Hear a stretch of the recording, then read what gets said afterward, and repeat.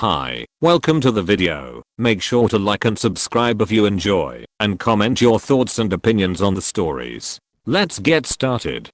Am I the antagonist for scheduling a wedding though my friend had a prior event that day? My 28F finance Kyle, 24 male, got engaged earlier this year. After, we immediately started looking at venues. We found one venue that was perfect for us.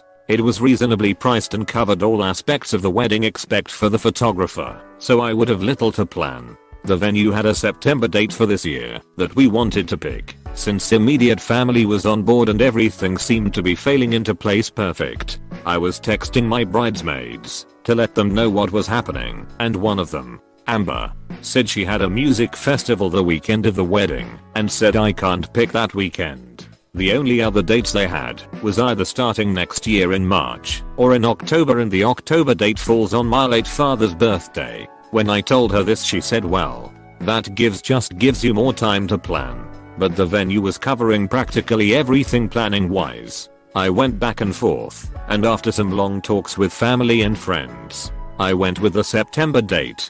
I didn't want to put my life on hold and delay buying a house and moving in with Kyle because Amber couldn't attend. When I told her, she told me she needed some time to think before she said something she will regret. I ended up getting a text a week later saying she is upset and hurt, but she hopes I'm happy on my wedding.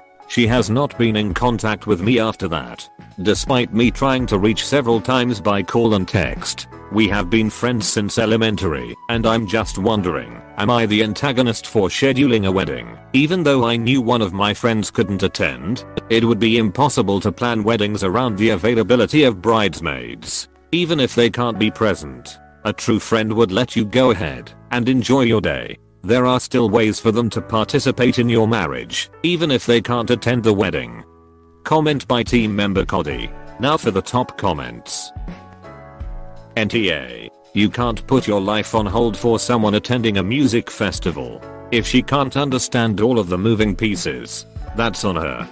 It's a music festival, not a life event. Unless she is a performer, I think she's rather presumptuous of her to think that OP should change the date of her wedding to accommodate her plans. We found one venue that was perfect for us. It was reasonably priced and covered all aspects of the wedding except for the photographer, so I would have little to plan. Getting the place you want on the date you want, and within your budget, etc. Isn't that cut and dry? And this is the date you picked. If your friend expects you to rearrange your wedding date to accommodate her so she can go to a music festival, is a pretty selfish expectation on her part, not the a-hole. And if she's gone NC because of this, be grateful. I mean, this all makes sense, but how can you have a wedding without the main character? LMAO, anyone who could make that request with a straight face clearly has some Truman Show complex.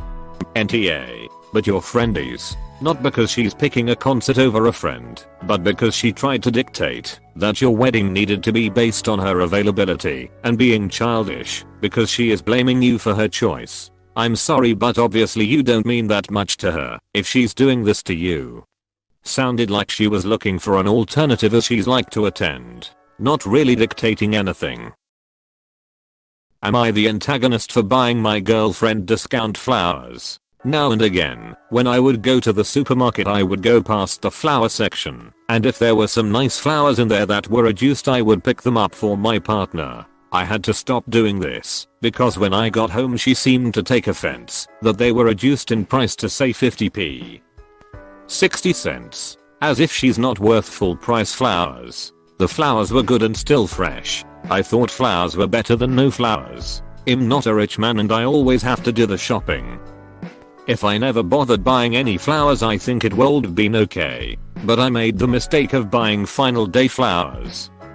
Reduced. Am I the antagonist? Edit. Sometimes I would remove the label, but stopped as one. This seemed sneaky too. She noticed the label was removed once and it didn't go well either. You're quite kind to even try to buy her flowers. She doesn't need to spend a lot of money to appreciate them, no matter what it is. I would not care if my boyfriend got me something on sale. When a kind gift is turned down in that manner, it hurts. Comment by team member Parker. Now for the top comments. NTA. But Dude, you should know to remove the price tag before giving them to her. Yup, this. Unless they're for a splash of color for your home, rather than a present for her. That was how they were presented in the end.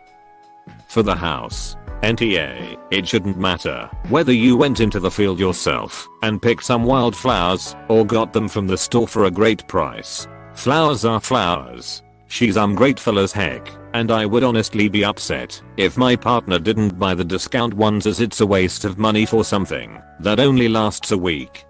This. I have never bought my mom flowers as she feels it's a total waste of money for something that doesn't last long. I do enjoy getting flowers, but would be mad if my husband ordered expensive ones online instead of getting them from the grocery store. It's just a waste, and I appreciate the cheaper ones just as much as it's the thought that counts, not the a-hole.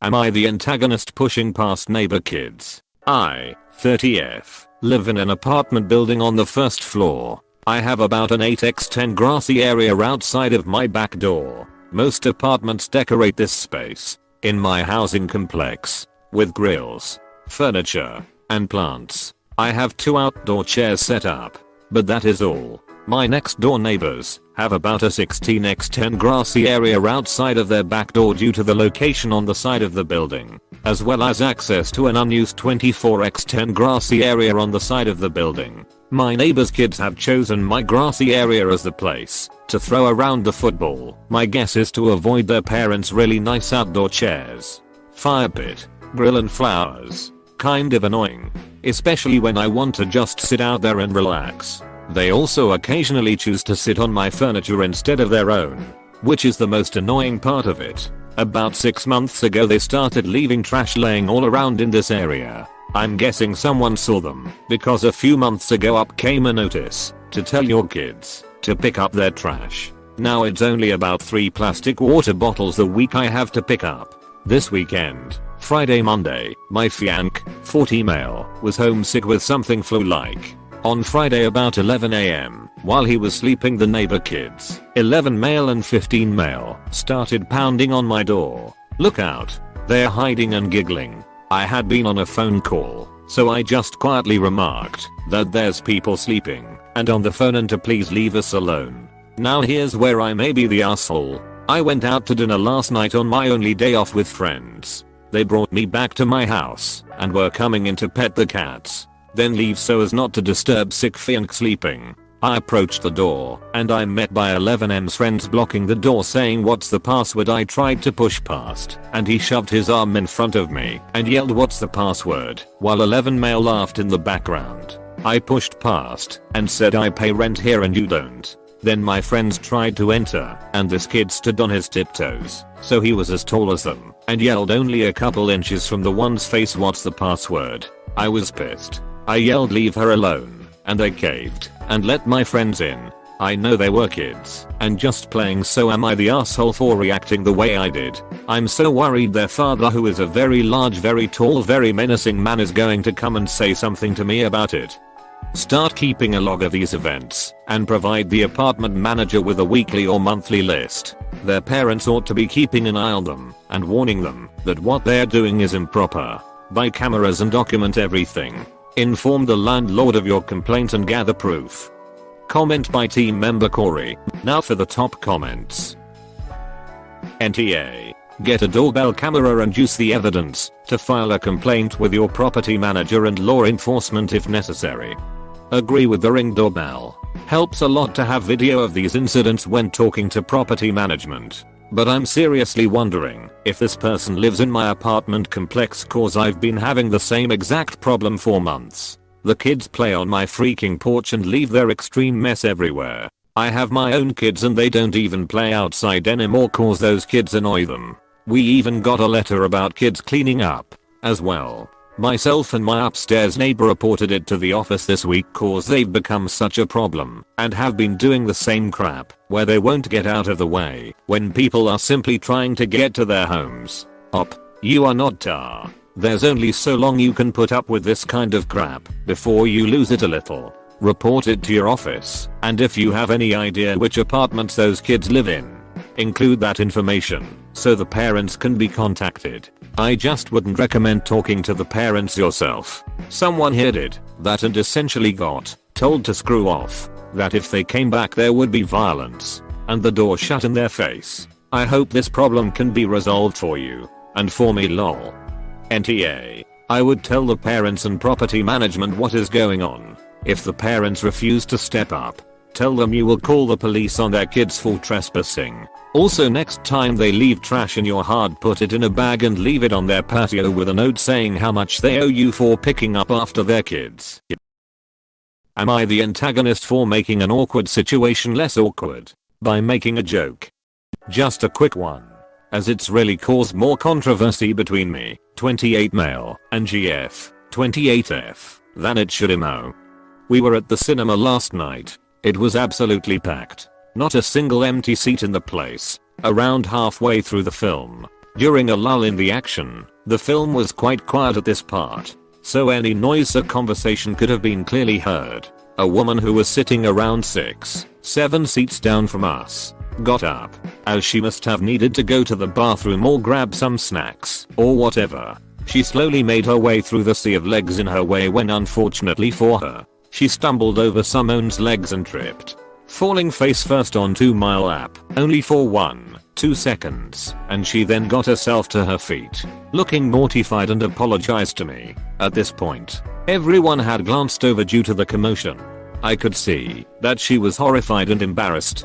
Due to my general nature and demeanor, I decided I'd crack a joke to make her feel better or at the situation. So I said, no worries. Usually I have to pay for that kind of service. It worked. Not only did she laugh, but a large majority of the cinema laughed. Anyway, everything was cool. The film was decent and the plan was for me and my GF to go to a restaurant afterwards. The film finished and my GF was giving me the cold shoulder, saying she didn't feel well and wanted to go home. I asked what was wrong.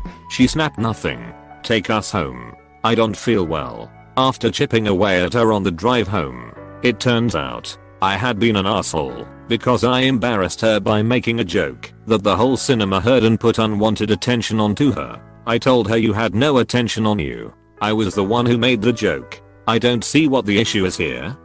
She had no response and hasn't spoken to me since. Now the atmosphere in the apartment is awkward as hell, but I'm resisting the urge to come up with another joke lol. Am I the antagonist here? Should I not have tried to lighten the mood in the cinema? AITA for making such an offensive joke. Add one more AITA just to be safe. I doubt the joke caused universal laughter. If your girlfriend thought it was offensive, it would probably be best to apologize and decide not to make a sexual joke about a woman who has fallen. Comment by team member Shannon. Now for the top comments.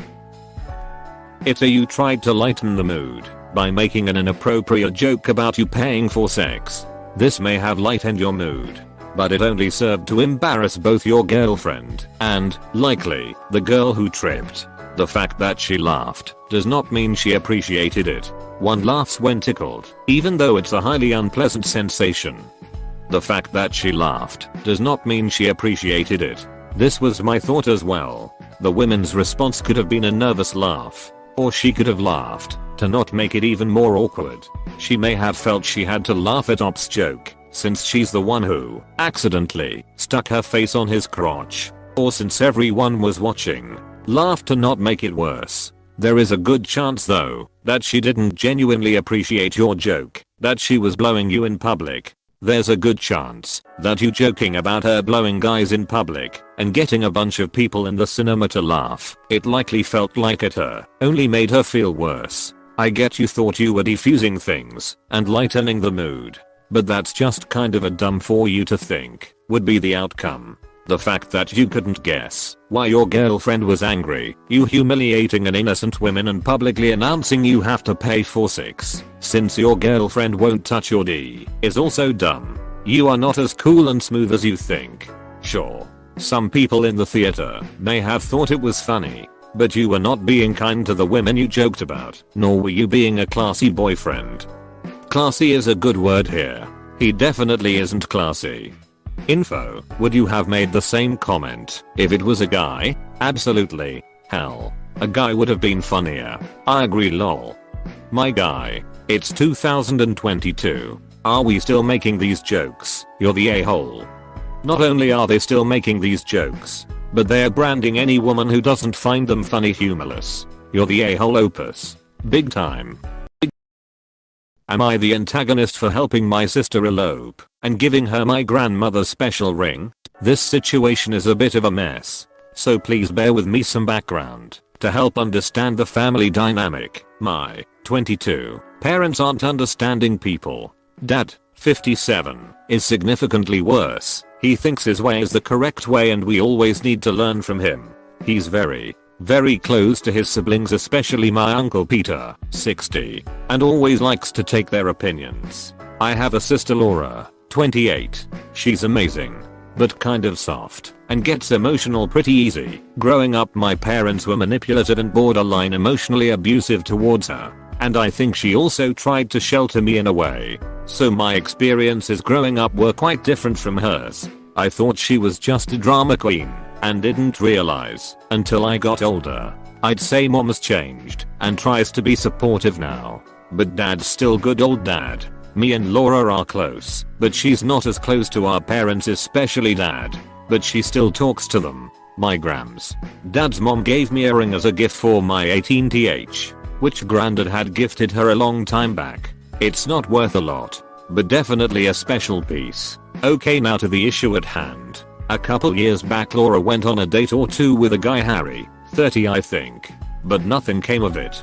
Fast forward to now. It turns out this guy Harry is from a very upper class family and Uncle Peter is friends with his dad. I guess at one point Harry mentioned to him that he went on a date with Laura and Peter and his wife pretty much lost their mind, trying to get them back together and other shit. Laura's been with Jack, 34, for over a year now and they're serious. Dad of course sat Laura down to convincing her that Harry is the one. Also a side note, it's not like Jack is unemployed or some shit. He's an attorney and has a good background. I know there was a massive argument between all of them after Laura found out Dad had literally gone to Jack and told him to leave her. Jack brought up the idea of eloping. I encouraged it and Laura agreed. Me and a few others from Jack's side helped them set up everything and get a marriage license. I gave Laura Graham's ring as a happy elopement gift. I did tell mom vague details on what was going on, but Dad and Peter and co found out a few days ago. It's been a clusterfuck since then. Apparently Uncle Peter's embarrassed and doesn't have face in front of Harry and his family. Dad's upset at me for helping them, but more so because I gave Graham's special ring for a something like this. He said one of us could have at least told them beforehand and not created this situation now. I won't even get started on what's going on within the extended family. Was I the ass for helping them elope and also giving Graham's ring away? Some people are saying I shouldn't have brought myself into Laura's drama, and my aunt actually said giving the ring away was the same as stealing it. There is no basis to claim that you stole anything. If your grandmother gave it to you, you were encouraging your sister's choice, which made her happier overall. You and your sister need to set some limits with your family, it sounds like. Comment by team member Shannon. Now for the top comments. NTA. Firstly, that ring was a gift to you, and you could do with it what you wished. Secondly, your dad and uncle are assholes for interfering in your sister's personal life as well as doing so for the sake of their own social standing. I completely agree. Op, you are not the a-hole. What you are is a great sibling. When the time comes, unless your father and uncle have changed radically by then, I would suggest you elope as well. No, this should be a lesson for Op to choose a more sensible partner than his sister did. Not double down on the stupidity that he was a part of. NTA, it was gifted to you. Sounds like a family heirloom, but seeing as Laura is your sister, it stays in the family too. AITA for helping my sister elope and giving her my grandmother's special ring. You are a great sibling, not the a-hole. See also AITA for making sure that at least one member of my sister's family cares about her as a human being and not just a way to consolidate power with another family. NTA, it was your ring, to do with as you please. If you wanted to give it to Laura, that was your business and not anyone else's. As for the rest of the family, Your dad was interfering in your C's relationship. Small wonder she and Jack chose to elope. It was a good thing you didn't say anything about it beforehand, as your dad would have most likely done everything in his power to derail the wedding. NTA in the slightest. For one, your grandmother gave that ring to you, so it was yours to do with whatever you pleased. If your grandmother gave it to you, then there is no justification for saying you stole it. Now, if you hocked it, it would be understandable that your family would be upset, and though that might make you the asshole, it still would be your right to do. But that's not what happened. You gave it to your sister and kept it in the family. Your folks should be happy that you did something nice for your sister. As for bringing yourself into your sister's issues, it was actually your dad and uncle who brought themselves into her business by trying to manipulate your sister simply for your uncle's benefit regardless of what she wanted to do. You were supporting your sister's decision and helped her be a happier person for it. It sounds like you and your sister need to establish some boundaries with your family. It will be hard because they will not take it well. They even may threaten to cut you off, and that will hurt. But having personal boundaries is showing self-care. You cannot healthily love someone else without loving and caring for yourself first. The alternative is codependency and enmeshment.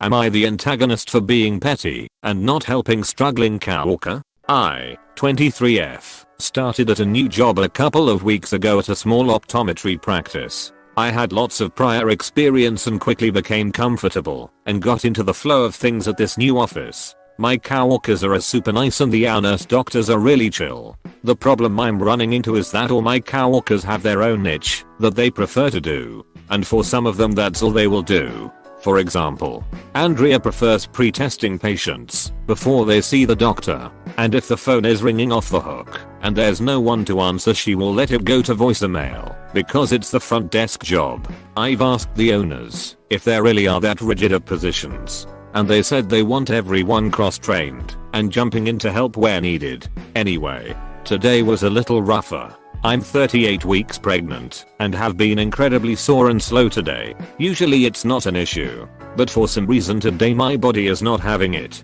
I was scheduled to pre-test today, which involves a lot of time on my feet. After struggling through the first half of the day, I felt like I'm going to collapse. I asked my coworker Melissa, 40, who was scheduled today in billing, if it would be okay if I taught her how to do the pre-testing so I could trade her for an hour to get off my feet for a bit. Melissa told me I don't want to learn how to pre-test. If I learn how to do it, I'll get shoehorned into it every day. This is definitely not true. I'm cross-trained in all the tasks and I rotate what I'm doing daily. I was almost in tears for the rest of the day trying to do the testing. I was waddling painfully and had stabbing pelvic pain. My boss offered to let me go home after noticing my walk, but I need the money and haven't worked there long enough to get PTO yet.